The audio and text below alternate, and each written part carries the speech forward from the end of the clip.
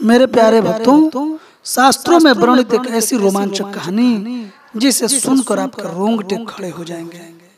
यह कथा आपको अतीत के उन रहस्यमय पलों में ले जाएगी जहां धर्म, वीरता और चमत्कारों का संगम हुआ था।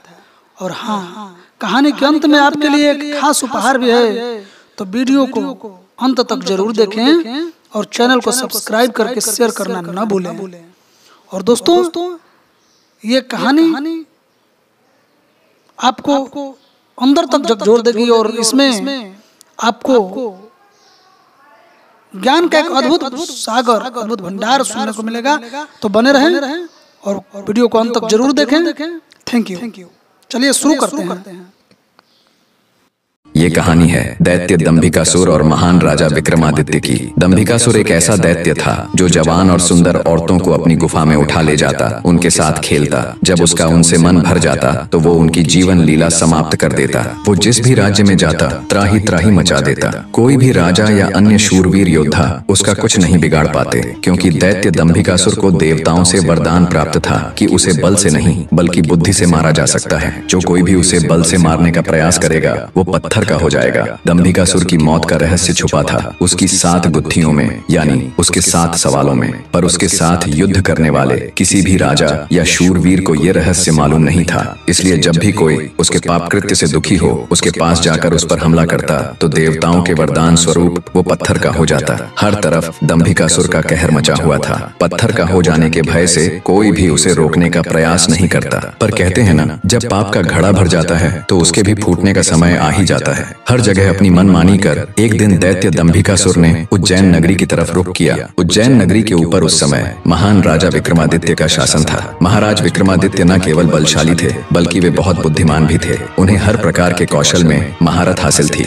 उन्हीं दिनों में विक्रमादित्य की नगरी उज्जैन में एक धनी साहूकार रहता था। साहूकार के 2 लड़के थे। बड़े का नाम महेंद्र था और छोटे का लखन। बड़े लड़के का विवाह तो साहूकार ने कर दिया था, पर छोटे बेटे का विवाह करने से पहले ही वो ईश्वर को प्यारे हो गए। पिता के गुजर जाने के बाद कामकाज और व्यापार संभालने की सारी जिम्मेवारी दोनों भाइयों पर आ गई। दोनों भाई दिल लगाकर कारोबार संभालने में लग गए। दोनों भाई जब काम कर शाम को घर आते तो दरवाजे पर खड़ी महेंद्र की पत्नी अपने पति को दाएं हाथ से लोटा भरकर पानी देती और बाएं हाथ से अपने देवर लखन को। एक दिन लखन ने सोचा, भाभी हर रोज मुझे बाएं हाथ से पानी पीने को देती है, आज मैं उनके दाएं हाथ से पानी पीऊंगा। शाम को जब दोनों भाई काम से लौटे तो लखन अपनी भाभी के बाएं हाथ से पानी पीने के लिए अपने खड़े होने के स्थान को बदलकर अपने बड़े भाई महेंद्र की जगह पर खड़ा हो गया और बड़ा भाई महेंद्र उसकी जगह पर खड़ा हो गया। लखन की भाभी जब उनको पानी देने के लिए आई तो उसने एक हाथ को दूसरे हाथ के ऊपर से करते हुए दाएं हाथ का लोटा अपने पति को दे दिया और बाएं हाथ में पकड़ा हुआ लोटा लखन को दे दिया। ये देख, लखन बोला, भाभी आज मैंने भैया के स्थान पर खड़ा होकर सीधे हाथ से दिया हुआ पानी पीना चाहा, परंतु आपने अपने हाथों को बदलते हुए मुझे बाएं हाथ से ही पानी दिया। आप मुझे बताएं आपने ऐसा क्यों किया? लखन की बात सुनकर उसकी भाभी ने उत्तर दिया, अगर तुम्हें सीधे हाथ का दिया हुआ पानी ही पीना है तो तुम भी अपने लिए सीधे हाथ से पानी पिलाने वाली ले आओ। भाभी की कही हुई बात लखन को चुभ गई। वह बिना पानी पिए ही भाभी से कहने लगा, ये लो तुम अपना पानी का लोटा और मैं यहाँ से जा रहा हूँ और अब मैं तभी वापस आऊंगा जब मुझे सीधे हाथ से पानी देने वाली मिल जाएगी, वरना अपनी शक्ल नहीं दिखाऊंगा। इतना कहकर वो तुरंत मुड़ा और चल पड़ा। ये देख उसके बड़े भाई महेंद्र ने उसे रोकने की बहुत कोशिश की, पर वो नहीं माना और बोला, नहीं भैया अब तो तभी वापस आऊंगा जब मुझे मेरे योग्य पत्नी मिल जाएगी। इतना कहकर वो घर छोड़कर चल दिया। चलते चलते वह अपने नगर से दूर कांचीपुरम शहर में पहुंच गया। कांचीपुरम का राजा चंद्रसेन एक धार्मिक विचारों वाला व्यक्ति था। उसके राज्य में चारों ओर अमन शांति का माहौल था, परंतु फिर भी राजा चंद्रसेन हमेशा दुखी रहता था। राजा के दुख का कारण था उसकी जवान बेटी चंद्रकला का स्वास्थ्य। चंद्रकला दिखने में तो अत्यंत खूबसूरत थी, पर उसे एक असाध्य रोग ने घेर रखा था, जिस कारण राजकुमारी हमेशा अचेत अवस्था में रहती थी। राजा ने बहुत सारे हकीम और वैद्य राजकुमारी को ठीक करने के लिए लगा रखे थे, लेकिन उनमें से कोई भी राजकुमारी को ठीक नहीं कर पा रहा था। ठीक कर पाना तो दूर, वे राजकुमारी चंद्रा की बीमारी तक नहीं ढूंढ पा रहे थे। राजा को हमेशा यही दुख सताया जाता कि उसकी बेटी का क्या होगा। जब सभी प्रकार के वैद्यों, हकीमों और पूजा पाठ तंत्र मंत्र से भी राजकुमारी चंद्रकला को कोई फायदा नहीं हुआ तो राजा ने अपने राज्य में यह घोषणा करवा दी कि जो व्यक्ति मेरी बेटी को ठीक करेगा मैं उसके साथ ही अपनी बेटी चंद्रकला का विवाह कर दूंगा और उसे अपना आधा राज्य भी दूंगा। लखन जब राज्य की राजधानी में पहुंचा तो उसने देखा कि वहां हर तरफ राजकुमारी की चर्चा हो रही थी। राज्य का हर कोई व्यक्ति राजा की घोषणा और राजकुमारी की बीमारी की बात कर रहा था। जब लखन ने एक व्यक्ति से इस बारे में पूछा तो व्यक्ति ने राजकुमारी की बीमारी से लेकर राजा की घोषणा तक का सारा किस्सा लखन को बताया। सारी बातें सुन लखन कुछ देर वहाँ खड़ा विचार करता रहा, फिर कुछ सोचकर वो राजमहल की तरफ चल पड़ा। एक जिंदा सांप राजा की लड़की के पेट में रहता था। सांप ने राजा की लड़की को अपने वश में किया हुआ था। जब रात होती तो वो कुछ देर के लिए राजकुमारी के मुख से बाहर निकलकर जंगल की तरफ चला जाता और सुबह होने से पहले ही वो फिर से उसके अंदर चला जाता। राजकुमारी इस बात से बिल्कुल अनजान थी कि उसके अंदर एक सांप ने डेरा डाला हुआ है। अनजाने में वो पूरी तरह से उस नाग के वश में थी। राजमहल में किसी को भी इस बात की भनक तक नहीं थी कि राजकुमारी के अंदर एक 7 फुट का सांप रहता है। सभी यही समझते कि पता नहीं राजकुमारी को क्या बीमारी लग गई जिसके कारण वो हमेशा अचेत रहती है। बड़े से बड़े वैद्य और हकीम भी इस बात का पता नहीं लगा पाए। लखन जब राजमहल के अंदर गया तो उसने देखा कि वहाँ पर बहुत सारे वैद्य और हकीम राजकुमारी को ठीक करने के लिए लगे हुए हैं। एक कोने में खड़े होकर चुपचाप लखन ये सारा माजरा देखने लगा। जब शाम का समय हुआ तो सभी हकीम और वैद्य धीरे धीरे करके वहाँ से चले गए। तब लखन राजा के मंत्री के पास गया और बोला, मंत्री महोदय, सभी अपना प्रयास कर चुके हैं, अब एक मौका मुझे भी दिया जाए। लखन की बात सुन मंत्री उसे अपने साथ ले राजा के पास जाता है और लखन का प्रस्ताव राजा के सामने रखता है। बेचारा हर तरफ से निराश हो चुका राजा एक बार अनमने ढंग से लखन की तरफ देखता है, फिर दुखी मन से कहता है, बताओ तुम मेरी बेटी का इलाज किस प्रकार करोगे। लखन राजा को प्रणाम कर बोला, महाराज, मुझे एक रात अपनी बेटी के साथ ठहरने की इजाजत दीजिए, तभी मैं किसी नतीजे पर पहुंच सकूंगा। एक बात और महाराज, मैं बिल्कुल एकांत में राजकुमारी के साथ रहना चाहता हूँ, तभी मैं अच्छे से ध्यान लगाकर राजकुमारी जी की बीमारी का पता लगा पाऊंगा। लखन की आत्मविश्वास भरी बातों से राजा के मन में हल्की सी उम्मीद जागी। उसने लखन को रात में राजकुमारी के साथ एकांत में रुकने की इजाजत दे दी। राजा की इजाजत मिलते ही लखन राजकुमारी के कक्ष में गया और उससे कुछ दूर एकदम चुपचाप बैठकर उसे देखने लगा। जैसे ही रात के 12 बजे का समय हुआ तो अचेत अवस्था में पड़ी हुई राजकुमारी के मुंह से सांप बाहर निकला और महल के परिसर से होता हुआ जंगल की ओर चला गया। ये सब देख लखन दंग रह गया। वो बिना कुछ हरकत किए चुपचाप वहीं बैठा रहा। जब रात का आखिरी पहर खत्म होने को आया तब वो सांप वापस लौटा और राजकुमारी चंद्रकला के मुख से होता हुआ पूरा उसके अंदर समा गया। दम साधे लखन ये सारा माजरा देखता रहा। सारा माजरा देख उसे समझते देर न लगी कि राजकुमारी की सारी बीमारी की जड़ ये सांप ही है। सुबह हुई तो राजा चंद्रसेन डर और बेसब्री के मिश्रित भावों के साथ लंबे लंबे कदम रखता हुआ अपने मंत्री के साथ राजकुमारी के कमरे में आया और बेसब्री से उसने लखन से पूछा, बताओ लड़के, तुम किस नतीजे पर पहुंचे? क्या मेरी बेटी ठीक हो जाएगी? लखन बोला, महाराज, मुझे राजकुमारी की बीमारी का पता चल गया है और ईश्वर ने चाहा तो वो जरूर ठीक हो जाएगी। आप मुझे एक रात का समय और दीजिए और मेरे लिए एक तलवार, एक मिट्टी से भरी हुई बड़ी सी बाल्टी का इंतजाम कर दीजिए। लखन की बात सुन राजा को बहुत सुकून मिला। उसने मंत्री को लखन के द्वारा मांगा गया सारा सामान उसे देने का निर्देश दिया। अब सभी को इंतजार था तो बस रात का। राजकुमारी को सांप के चंगुल से मुक्त कराने के लिए लखन रात्रि के आने का बेसब्री से इंतजार कर रहा था। पूरी तैयारी के साथ हाथ में धार धार तलवार लिए लखन राजकुमारी की ओर निगाहें गढ़ाकर उससे कुछ दूरी पर बैठ गया। जैसे ही राजमहल के घड़े ने रात्रि के 12 बजे का घंटा बजाया वैसे ही फुंफकारता हुआ सांप राजकुमारी के मुख से निकला तो उसके इंतजार में बैठे लखन ने अपनी धार धार तलवार से उस पर तेजी से ऐसा वार किया कि तुरंत सांप 2 टुकड़ों में जमीन पर बिखर गया। लखन ने सांप के दोनों टुकड़ों को उठाकर रेत से भरी बाल्टी के अंदर दबा दिया और सुबह होने से पहले ही बाल्टी समेत मृत सर्प को जंगल में ले जाकर उसे आग के हवाले कर दिया और वापस राजमहल लौट आया। तब तक सुबह होने का समय भी करीब हो चला था। राजमहल जब लखन ने राजकुमारी चंद्रकला को जगाया तो हमेशा अचेत अवस्था में रहने वाली राजकन्या तुरंत उठकर बैठ गई, क्योंकि अब उसके अंदर से वो सर्प निकल चुका था तो उसका प्रभाव भी खत्म हो चुका था। राजकुमारी उठते ही हैरान थी। उसे ऐसा लग रहा था जैसे पता नहीं वो कितने सालों से नींद में थी। जब लखन ने राजकुमारी से उसके स्वास्थ्य के बारे में पूछा तो अचंभित राजकुमारी ने अपने आप को बिल्कुल ठीक बताया। तब तक सुबह भी हो चुकी थी। उधर राजा भी पूरी रात सोया नहीं था। उसे बस इंतजार था तो सुबह का। जैसे ही सुबह हुई राजा बेसब्री से भागा भागा राजकुमारी के कक्ष में आया। जब उसने बिल्कुल सही सलामत अपनी बेटी को बैठे और बात करते पाया तो उसकी खुशी का ठिकाना ना रहा। आंखों में अश्रु लिए राजा ने तुरंत अपनी लाडली बेटी को गले लगा लिया। भरे हृदय से राजा ने हाथ जोड़कर लखन का शुक्रिया अदा किया और अपनी शर्त के अनुसार राजकुमारी चंद्रकला का विवाह लखन के साथ कर दिया। जब राजा ने लखन को अपना आधा राज्यपाट देना चाहा तो लखन ने राज्य लेने से साफ मना कर दिया। ऐसा स्वाभिमानी दामाद पाकर राजा चंद्रसेन खुशी से फूला नहीं समाया। उसने खुशी खुशी बहुत सारा धन देकर अपनी बेटी चंद्रकला को लखन के साथ विदा कर दिया। जब राजकुमारी चंद्रकला को ले लखन अपने राज्य उज्जैन नगरी पहुंचा तो उसकी भाभी समेत पूरे परिवार ने उन दोनों का हार्दिक स्वागत किया। लखन खुशी खुशी अपनी नवविवाहिता पत्नी राजकुमारी चंद्रकला के साथ साथ रहने लगा। कुछ ही दिन बाद उज्जैन नगर में एक भव्य समारोह था, जिसमें राजकुमारी चंद्रकला भी अपनी भाभी के साथ समारोह देखने गई हुई थी। तभी मेले में दूसरी तरफ से दैत्य दंभिकासुर ने प्रस्थान किया। इतने बड़े दानव को देख समारोह में हड़कंप मच गया। हर कोई अपनी जान बचाने के लिए इधर उधर भाग रहा था। दैत्य को देख राजकुमारी चंद्रकला भी अपनी भाभी के साथ जब समारोह से भाग कर जाने लगी, तभी दंभिकासुर की नजर राजकुमारी चंद्रकला पर पड़ गई। राजकुमारी के रूप यौवन को देखते ही दानवराज दंभिकासुर उस पर मोहित हो गया। दैत्य अपने पूरे जीवन काल में बहुत सी स्त्रियों के साथ खेला था, पर आज तक उसने इतनी सुंदर स्त्री कभी नहीं देखी थी। पलक झपकते ही उसने चंद्रकला को उठा लिया और उसे राज्य के बाहर अपनी गुफा में ले गया। राजकुमारी चंद्रकला का रो रो कर बुरा हाल था। उस बेचारी की तो किस्मत ही खोटी थी। कितने सालों तक वो उस नाग के चंगुल में फंसी रही। कुछ ही दिन पहले नाग से आजाद हुई थी। सोचा अब जिंदगी अच्छे से गुजरेगी, पर अब दैत्य दंभिकासुर ने उसे अपनी गुफा में ला पटका। न तो उसके आंसू रुकने का नाम ले रहे थे और न वो किस्मत को कोसने से। उसकी मनमोहक सुंदरता से अभिभूत दैत्य ने उसके साथ किसी प्रकार का बल प्रयोग नहीं किया। वह उस अद्भुत नारी को जबरदस्ती नहीं बल्कि उसकी सहमति से प्राप्त करना चाहता था। दंभिकासुर ने राजकुमारी से कहा,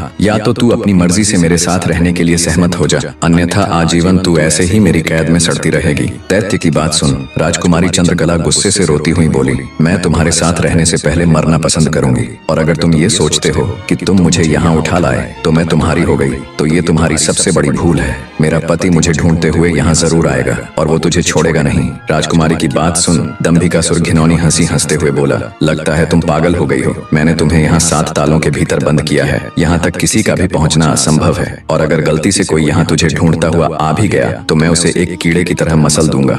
ये तो तेरी सूरत मुझे भा गई, वरना अब तक तू भी कब की ऊपर जा चुकी होती। तेरी भलाई इसी में है कि तू स्वेच्छा से मेरी बात मान जा, वरना अंजाम बहुत बुरा होगा। इतनी बात कह दंभिकासुर वहाँ से चला गया। उधर जब मेले से दंभिकासुर राजकुमारी को उठाकर ले गया था तो लखन की भाभी बेचारी बेबस और लाचार सी बस उसे देखती रह गई। बहते अश्रुओं के साथ वो घर जाती है और सारा किस्सा लखन को कह सुनाती है। भाभी की बात सुन लखन के पैरों नीचे से जमीन सरक जाती है।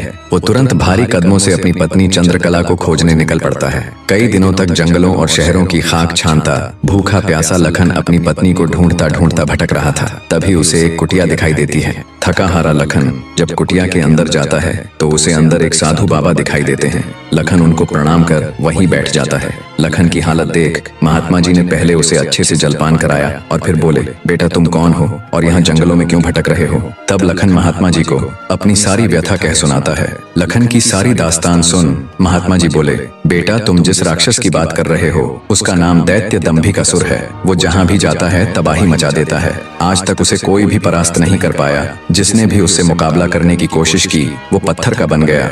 इसलिए मेरी सलाह मानो और वापस अपने घर लौट जाओ, इसी में तुम्हारी भलाई है। उसके पीछे जाकर क्यों अपने प्राण गंवाते हो। साधु की बात सुन क्षण भर के लिए लखन सन्न रह जाता है। थोड़ी देर बाद धड़कते दिल के साथ उठकर वो महात्मा जी के चरण पकड़ लेता है।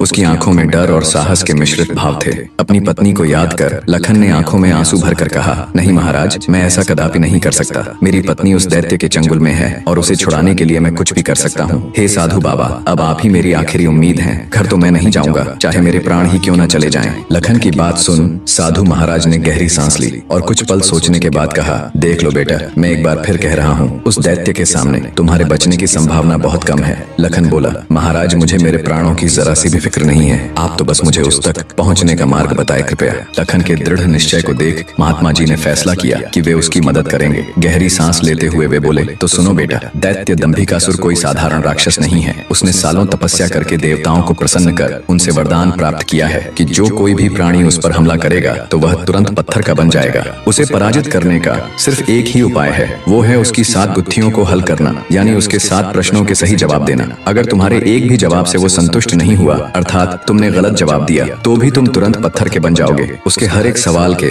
हर सही जवाब के साथ उसकी शक्ति कम होती चली जाएगी और उसके सभी 7 प्रश्नों का ठीक ठीक जवाब देने पर अंततः वो शक्तिहीन हो जाएगा। फिर तुम उसके ऊपर आक्रमण कर उसे पराजित कर सकते हो। पर बेटा, वो बिना शक्तियों के भी बहुत बलशाली है। तुम फिर भी उसका उसका मुकाबला नहीं कर पाओगे। महात्मा जी की बात सुन और दैत्य दंभिकासुर को पराजित करने का पूरा उपाय जान। डर की लहर के साथ लखन का पूरा शरीर झंझना जाता है, पर फिर वो अपनी पत्नी को याद कर दैत्य दंभिकासुर के पास जाने का निर्णय लेता है। लखन ने महात्मा जी के चरण छूकर कहा, महाराज मैं तैयार हूँ, कृपया मुझे उस दैत्य के पास जाने का मार्ग बताएं। महात्मा जी ने लखन को आशीर्वाद देते हुए दैत्य दंभिकासुर की गुफा का रास्ता बता दिया। दृढ़ निश्चय कर एक अदम्य जोश के साथ लखन दंभिकासुर की गुफा की ओर चल पड़ता है। कुछ देर तक कठिन यात्रा करने के बाद लखन उस भयानक गुफा के द्वार पर पहुंच जाता है। वह अपनी तलवार निकालकर गर्जना करता है, दंभिकासुर बाहर आ और मेरा सामना कर। लखन की ललकार सुनकर दंभिकासुर गुफा से बाहर आता है और क्रोध में दहाड़ता है, कौन मूर्ख है जो मेरी शांति को भंग कर रहा है। भारी भरकम विशालकाय दानव को देख लखन के पूरे शरीर में सिरहन दौड़ गई। हिम्मत जुटाते हुए लखन बोला,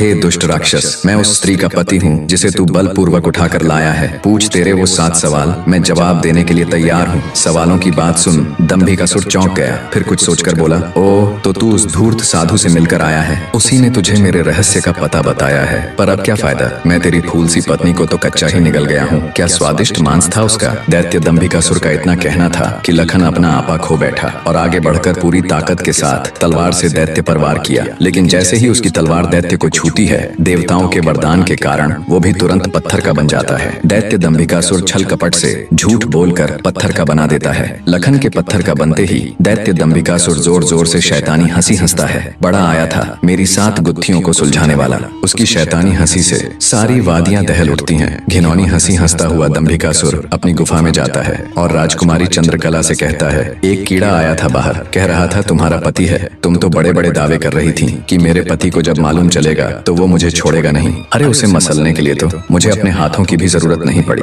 एक छोटे से झूठ से ही विचलित हो मिट्टी में मिल गया। इतना कह दानव जोर जोर से हंसता है। दंभिकासुर की बात सुन राजकुमारी चंद्रकला एकदम सन्न रह जाती है, मानो उसके शरीर में प्राण ही न हो। कुछ देर बाद जब थोड़ा होश संभाला तो रोती गिड़गिड़ाती हुई राजकुमारी बोली, दुष्ट दानव, क्या किया तूने मेरे पति के साथ? ऐसा नहीं हो सकता, मेरा पति नहीं मर सकता। कह दे कि तूने मुझसे झूठ कहा है। राजकुमारी चंद्रकला की बात सुन दंभिकासुर बोला, मूर्ख स्त्री, तूने मुझे समझ क्या रखा है कि तेरा वो कीड़ा पति मुझे मारेगा? अरे पागल औरत, मैं अमर हूँ, मेरा कोई कुछ नहीं बिगाड़ सकता। मुझे देवताओं से वरदान मिला है। इतना कह दंभिकासुर राजकुमारी के बिल्कुल पास जाकर बोला, अब तो तेरा पति भी नहीं रहा, अब तो मेरी बात मान ले। दानव की बात का कोई प्रतिवचन दिए बिना बेचारी राजकुमारी बेजान सी धरती पर गिर पड़ती है। उसकी आंखों से लगातार अश्रु बह रहे थे। उधर जब अपनी पत्नी को खोजने गया लखन कई दिनों तक घर नहीं लौटा तो उसके परिवार वाले अत्यंत चिंतित थे। लखन की माँ और उसकी भाभी का तो रो रो कर बुरा हाल था। लखन का बड़ा भाई महेंद्र भी गहरी चिंता में था।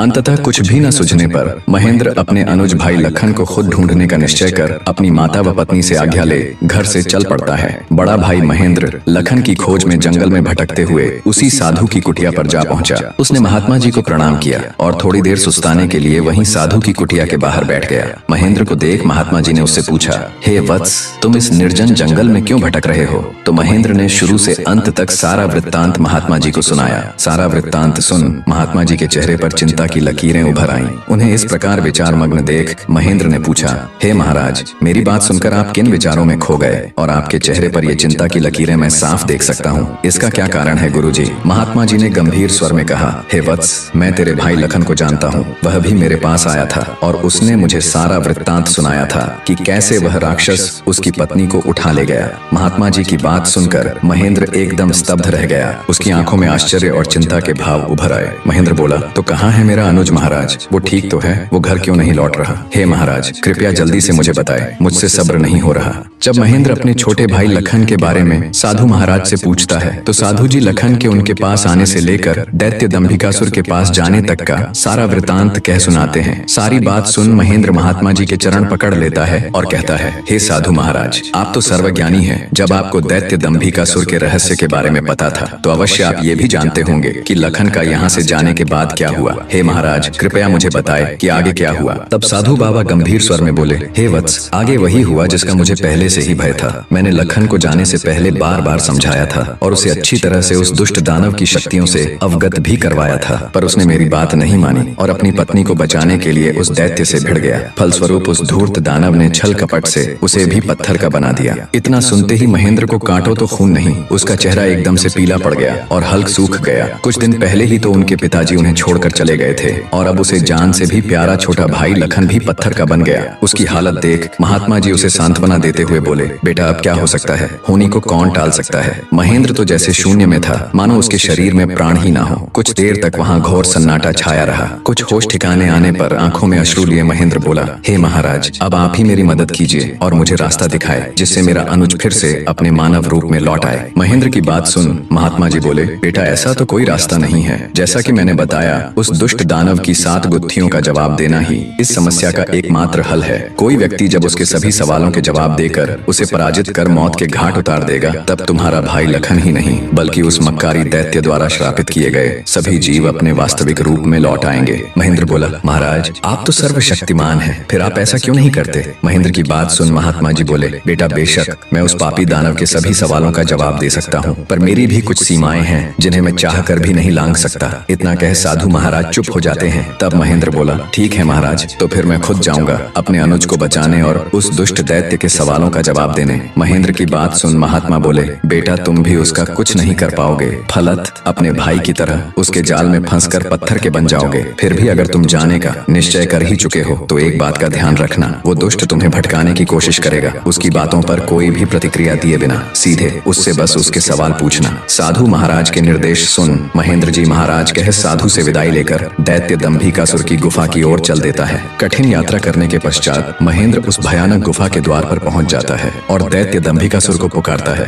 हे दुष्ट दानव, बाहर आ, मैं आज तेरे सभी सवालों के जवाब दे तेरा काम तमाम कर दूंगा। महेंद्र की बातें जब दंभिकासुर सुनता है, गुस्से से लाल पीला हो दंभिकासुर गुफा से बाहर आकर दहाड़ने लगा। अब कौन मूर्ख मेरे हाथों से मरने आया है। उसकी दहाड़ इतनी शक्तिशाली थी कि पूरा जंगल थर्रा उठा। महेंद्र ने भी जब दैत्य के विकराल रूप को देखा तो क्षण भर के लिए तो वो भी ठिठका, पर फिर गुस्से से गर्जना करते हुए बोला, तो तू है वो दुष्ट राक्षस जिसने मेरे भ्राता की धर्मपत्नी का हरण किया और मेरे अनुज को पत्थर का बना दिया। दुष्ट दानव, आज तेरा अंत निश्चित है। पूछ फरेबी राक्षस, कौन से हैं तेरे वो 7 सवाल, मैं भी तो जानूं। दंभिकासुर घिनौनी हंसी हंसते हुए बोला, ओह तो तू उस निकम्मे कीड़े का भाई है जो मेरे शाप की भेंट चढ़ गया। लगता है तेरा भी जीने से मन भर गया, जो तू सब जानते हुए भी यहाँ आया। महेंद्र क्रोध से दांत पीसते हुए बोला, घिनौने राक्षस, बातों में वक्त जाया मत कर। मैं तेरी बातों में आने वाला नहीं हूँ, जल्दी से पूछ तेरे वो सवाल, नहीं तो मैं तुझे इसी क्षण यमलोक पहुँचा दूंगा। ये सुन दंभिकासुर घिनौनी हंसी हंसकर नृत्य करते हुए बोला, सुन मूर्ख, मैंने तेरे भाई की पत्नी के साथ खूब विहार किया और जब मेरी इच्छा पूर्ण हुई तो उसके मांसल शरीर को कच्चा ही भक्षण कर लिया। क्या स्वादिष्ट मांस था उसका।